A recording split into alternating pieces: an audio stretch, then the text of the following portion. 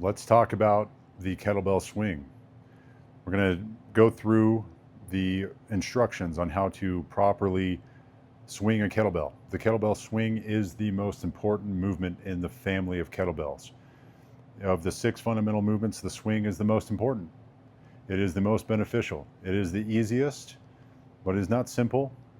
There's a technique to it, and a lot of people do this wrong. You'll know that when you're doing it right, it feels really good and it's advantageous to who you are as a human being.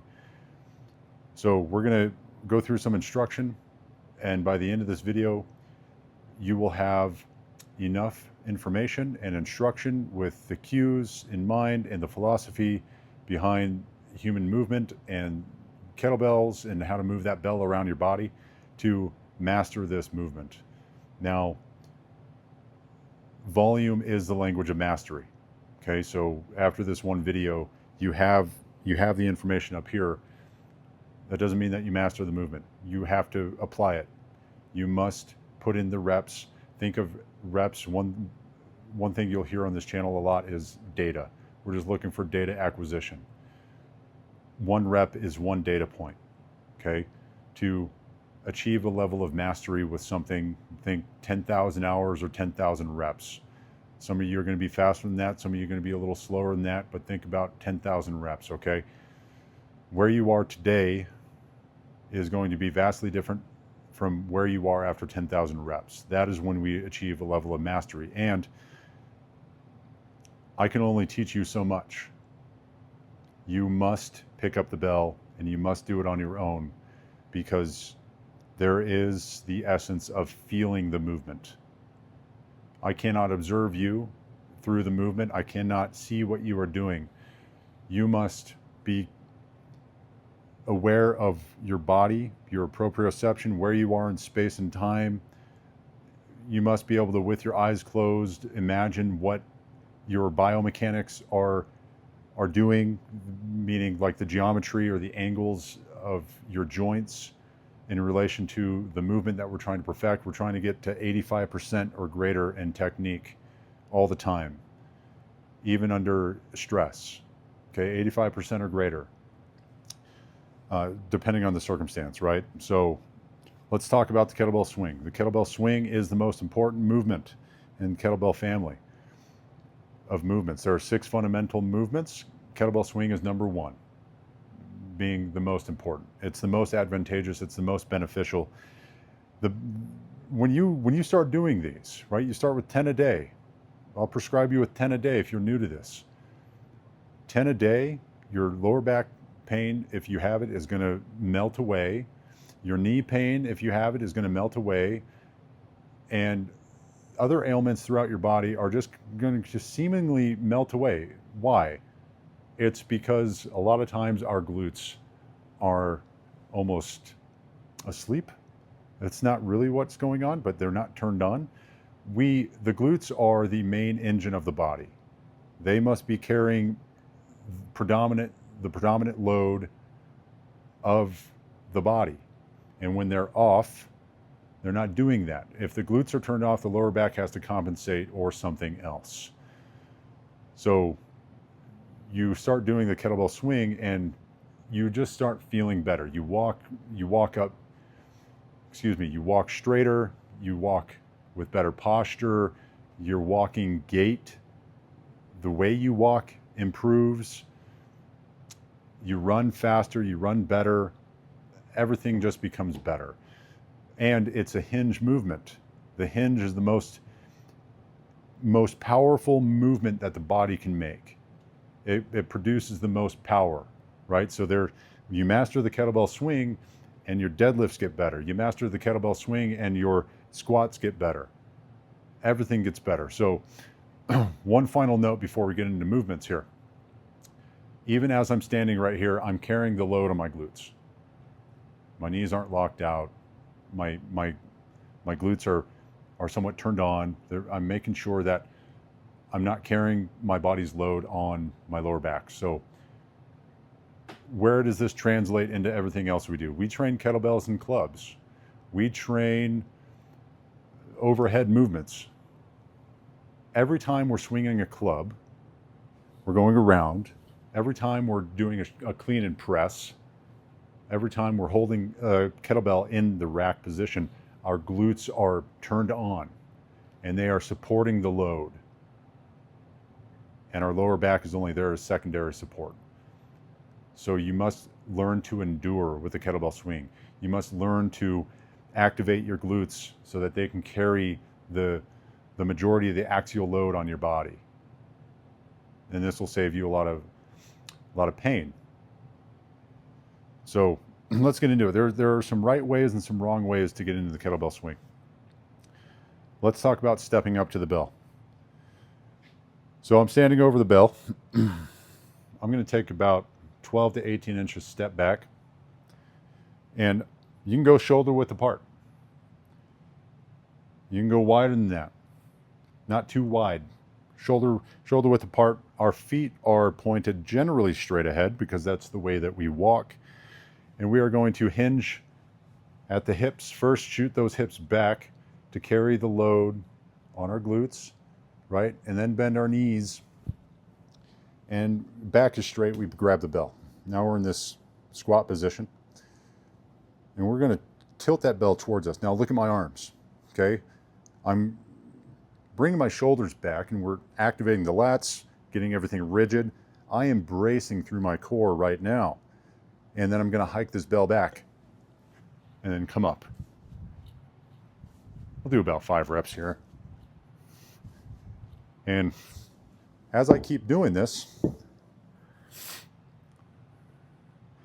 I want you to pay attention to the geometry of the angles of my joints. Notice how much my ankle is flexing. Notice how much my knee is flexing. Notice the angle of my hips, okay, and my arms. Look at everything. Master one area, then move to the next. So I'll do it again, okay? We're hinge at the hips, bend at the knees, back is straight, reach for the bell, tilt it towards you, pack those lats in. You pull them back in, you're bracing. Breathe into it if you must, and then you're gonna hike it back. Look at my knees, barely bent.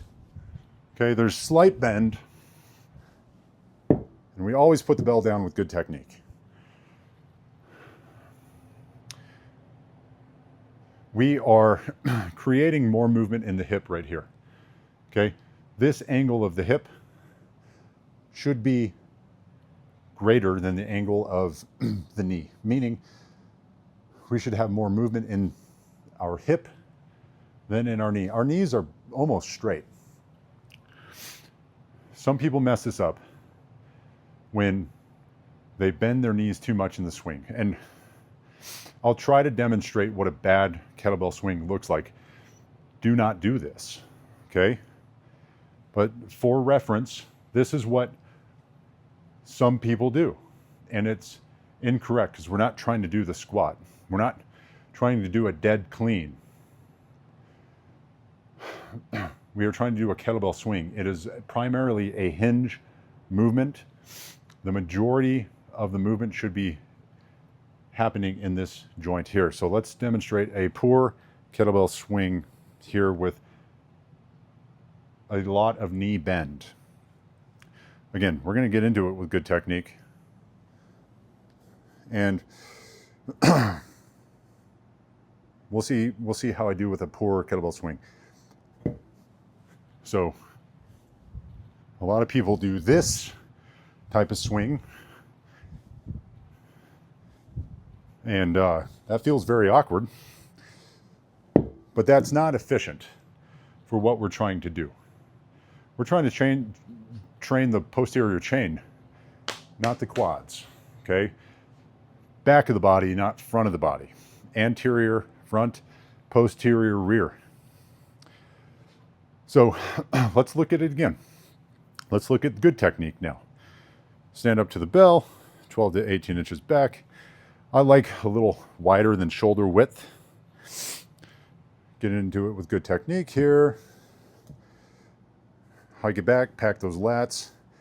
I like to push my knees outwards.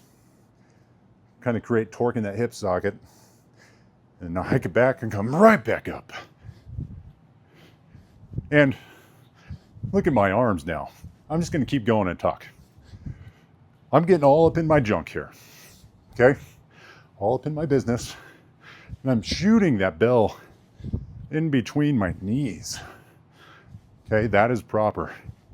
And notice slight knee bend, mostly in the hips. Okay?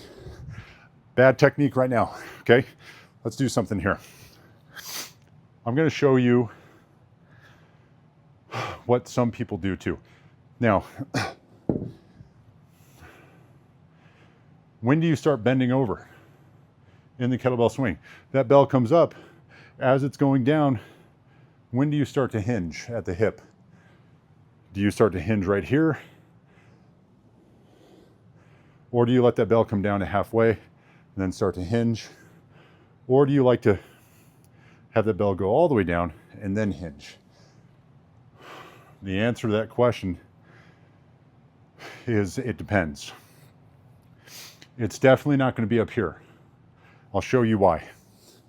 If I start bending over like that, that's a lot of stress on the lower back. So we don't want that. We want all the load on our glutes. It's safe. The glutes are the primary engine of the human body. Here's one with proper form. I like to bring that bell up, and as it's dropping, I like to let it fall as far as possible before I hinge. And my arms are getting all up in my business right here, okay? My arms are going through my legs and they are shooting back. Back is still straight. I'm not rounding during this exercise. Back is somewhat straight, okay? Now, you're not overly compensating with posture because the abs must be kind of turned on. Okay, you got kind of this Muay Thai kind of ab activation going on here in the kettlebell swing. Posterior pelvic tilt, these are turned on, the abs are turned on, chest is down. Okay? Pay attention to when I start to hinge in relation to when the bell is dropping.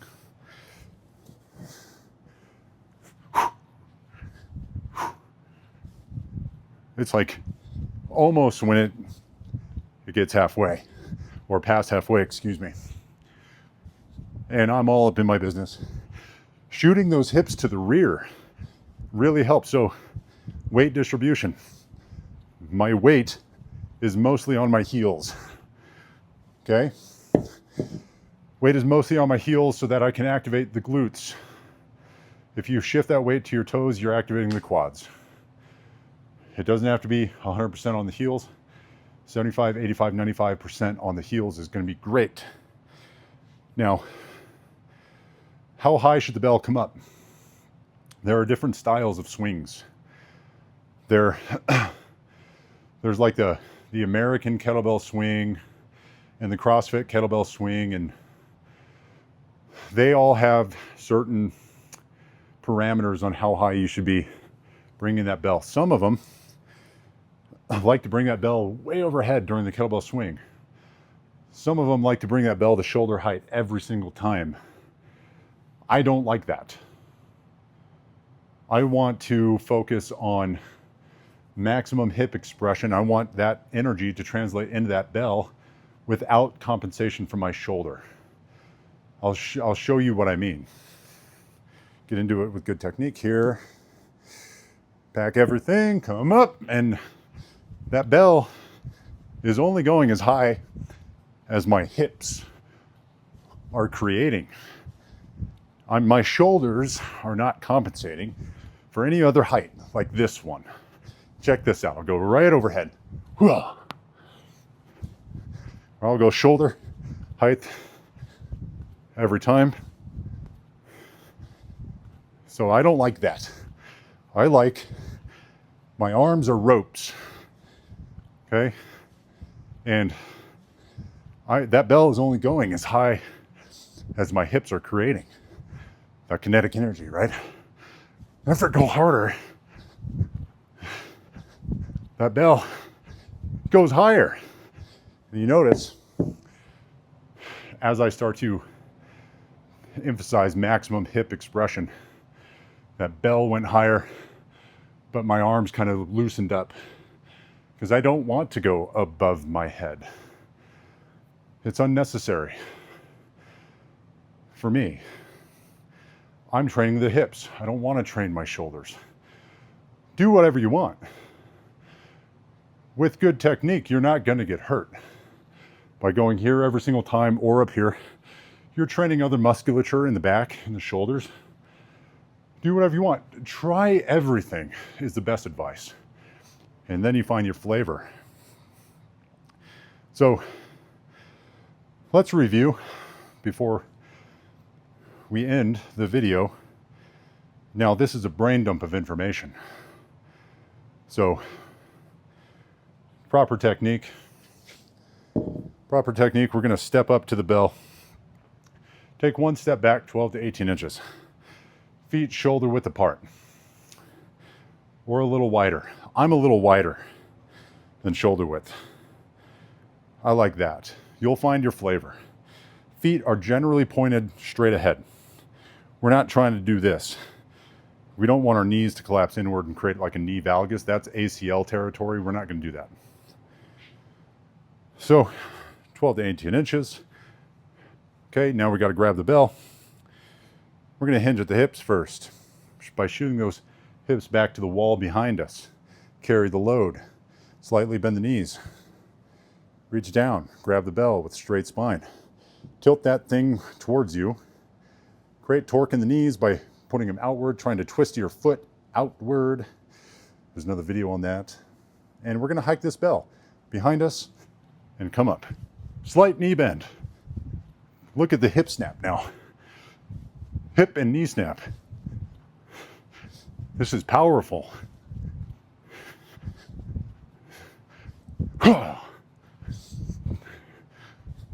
Super powerful, right? You don't need to do that all the time. When I do 750 or 500 or 1,000 kettlebell swings in a row with my endurance days, it looks like this. When I do power days, it looks like this. When I do strength days, it looks a lot like power, but it's heavier weight. So always put the bell down with good technique. We are training the glutes. Don't drop that bell until it gets down. Okay, experiment with that. If you start to hinge and that bell is falling, if you start to hinge here, it's going to suit you better than hinging way up here. Let it fall. In this range, somewhere right here, between middle and your hips is when you start to hinge. And hold on to it. Shoulders are packed the whole time. Shoulders are packed while you're swinging. And feet distribution, weight distribution on your feet, going to be about 85% on your heel, so that you can get most of the expression on the glutes.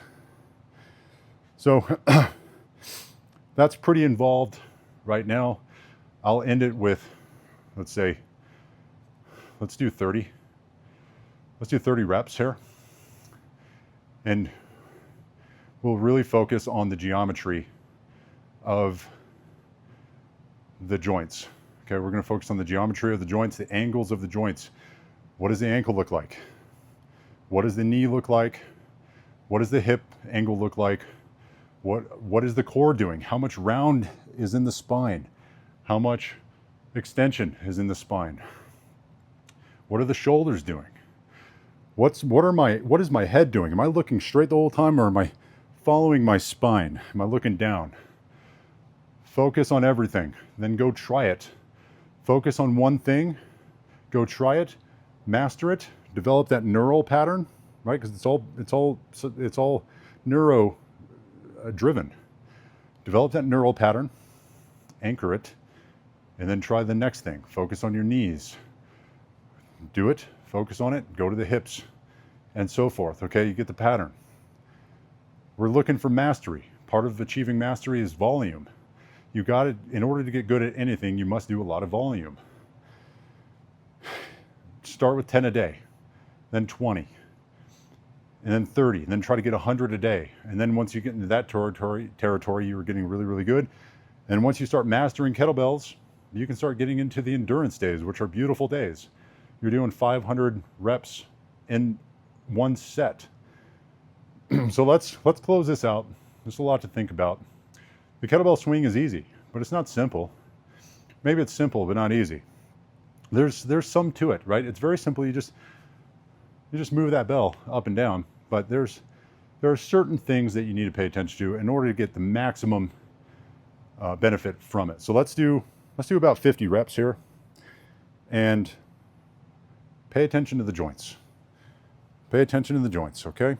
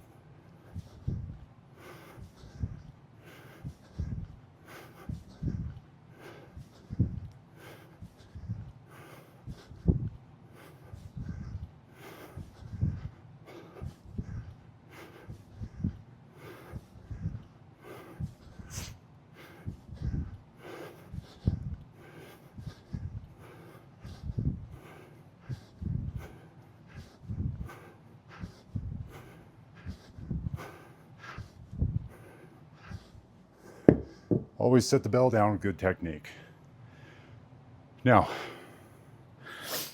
one thing I neglected to mention during that whole instruction is breathing.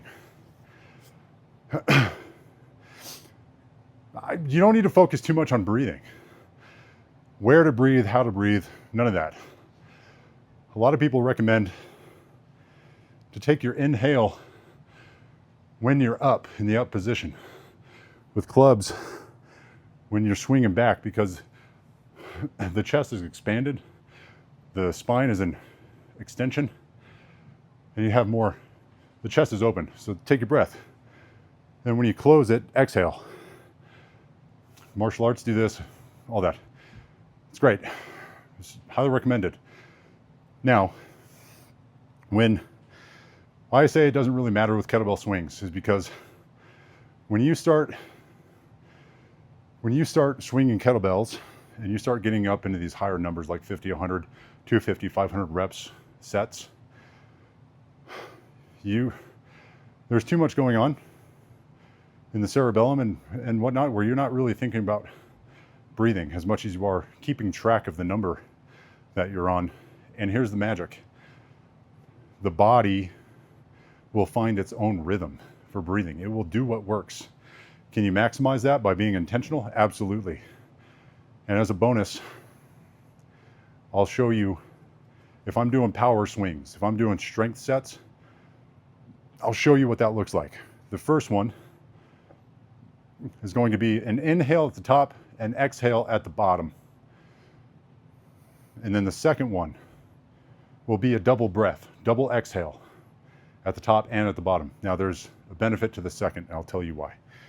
So again, 12 to 18 inches behind the bell. Pick up the bell with good technique. Pack everything, create rigidity and brace. Hike.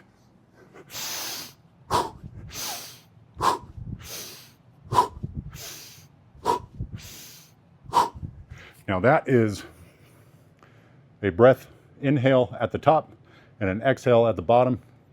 Benefit of the exhale is that we are exhaling hard, which means we are flexing our abs, creating a brace, protecting our spine. Now, You can breathe in these movements and be okay.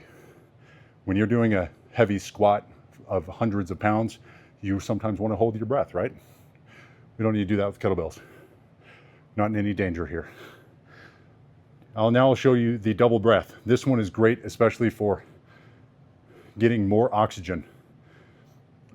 It's a double breath. Inhale at the top, or excuse me, exhale at the top, exhale at the bottom. I love this.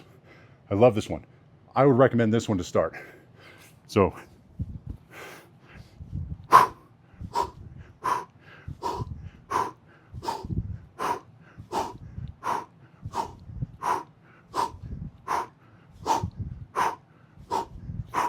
now, I'll stop there so that you don't just hear me breathing. The benefit to that is that you get double the breaths. Focus on the exhale. Always focus on the exhale because the body will naturally inhale. If you focus on the inhale, people start holding their breath and doing weird things. Exhale hard, exhale violently, and you'll get double the breaths. And that is your intro into endurance kettlebelling. And funny thing about endurance kettlebelling is that you begin to just breathe that way normally. So there's a kettlebell swing. There's a kettlebell swing. Here's a Bells of Steel adjustable kettlebell. It goes up to 32 kilograms, all the way down to 12 kilograms. And you can do half-pound increments, 1 kilogram increments, or whatever. You can get some extra plates, and this tool will allow you to train for life and program for life. Highly encourage you to pick one up.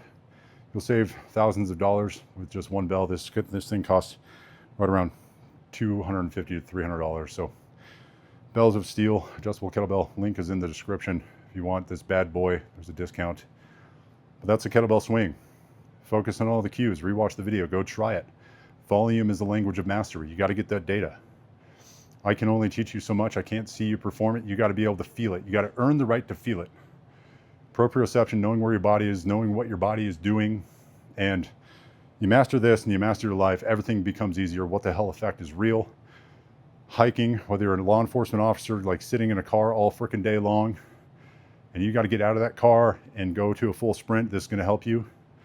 And you're also going to probably not pull your hamstring while you do it because you're training those things. And special operator, anybody who's moving for a living, right? Professional CQB, the father swinging his kids around, wants to play with his kids. This is going to help you. This is going to get you out of pain. So grab it, grab a kettlebell, learn how to use it, and you'll have no regrets. Be hard to break. Become hard to break. Not impossible, just harder.